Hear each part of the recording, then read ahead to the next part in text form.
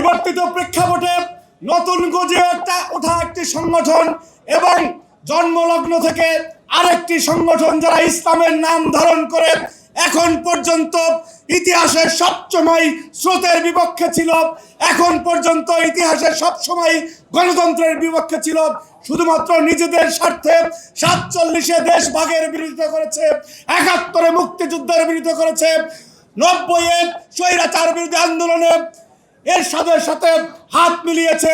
যুগে যুগে এই জামায়াত ইসলামী মানুষের সেন্টিমেন্টের বিরুদ্ধে গিয়েছিল, তারা আজকে আরেকবার পিছনের দরজা দিয়ে ক্ষমতায় যাওয়ার জন্য সেনাবাহিনীকে নিয়ে কালিমাযুক্ত কথাবার্তা বলতেছে। প্রিয় উপস্থিতি, সেনাবাহিনী বাংলাদেশের গর্বের ঠিকানা। আমরা যদি এদের সাথে তাল মিলিয়ে কেউ কথা বলি, বাংলাদেশে অনিবার্য বিপদ অপেক্ষা করতেছে।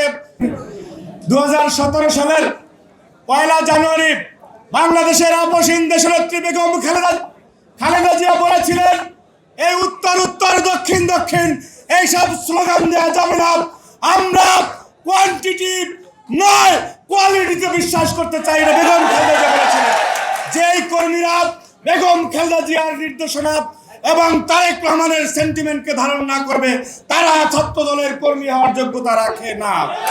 সুতরাং সৃজনশীল রাজনীতি করতে হবে, মেধাভিত্তিক রাজনীতি করতে হবে, যুগোপযোগী রাজনীতি করতে হবে। শুধুমাত্র গতানুগতিক স্লোগান দিলে দল বিপদে পড়বে।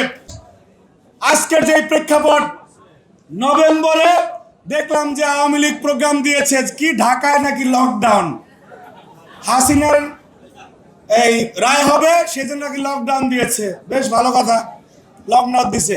পাশাপাশি ওনাদের যাদের গোপনে প্রেম হয় আওয়ামী লীগের সাথে যাদের, তারাও আবার একই সময়ে কর্মসূচি দিয়েছে। সেই দলটার নাম কি? জামায়াত ইসলামী। ইসলামী দলসহ কর্মসূচি দিয়েছে যে একই সময়ে। দেখেন, বাংলাদেশে একটি অস্থিরতা তৈরি করার জন্য গোপনে গোপনে যে আতাত রয়েছে, 71-এর পরাজিত শক্তি আর 24-এর পরাজিত শক্তি মিলে বাংলাদেশকে অনিবার্য বিপদের দিকে ঠেলে দিতে যাচ্ছে।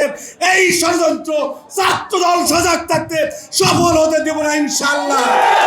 এই নভেম্বরে অথবা ডিসেম্বরের প্রথম সপ্তাহে আগামী বাংলাদেশের অনিবার্য নেতৃত্ব, বাংলাদেশের সাধারণ মানুষ যার অপেক্ষায় আছে, সেই তারেক রহমান যেদিন বিমানবন্দরে নামবে সকল ষড়যন্ত্র ভেস্তে যাবে এবং বাংলাদেশ গণতন্ত্রের পথে মহাযাত্রা শুরু করবে। সেই যাত্রায় সবাই আমরা ঐক্যবদ্ধভাবে রাজপথে থাকবো, সজাগ থাকবো, সচেতন থাকবো, ষড়যন্ত্র রুখে দিব ইনশাআল্লাহ।